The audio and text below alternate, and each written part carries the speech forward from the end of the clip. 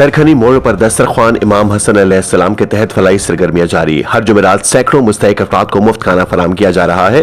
Report Syed Hasnain Naqvi Sahiwal और आप देख रहे हैं आज तक। आप देख रहे हैं आज तक न्यूज, खबर सच के साथ। तरखनी मोड़ पर दस्तरख्वान इमाम हसन मुश्तबा अलैहिस्सलाम के तहत फलाही सरगर्मियों का सिलसिला जारी है, जहां हर जुमेरात बड़ी तादाद में मुस्तहिकीन, मजदूरों और मसाकीन को मुफ्त खाना फराहम किया जाता है।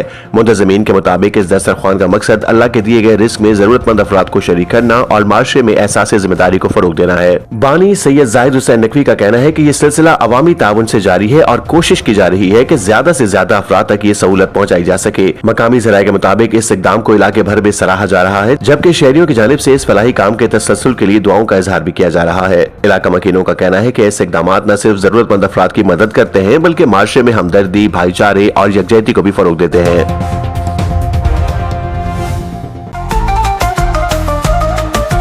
आज तक न्यूज, खबर सच के साथ।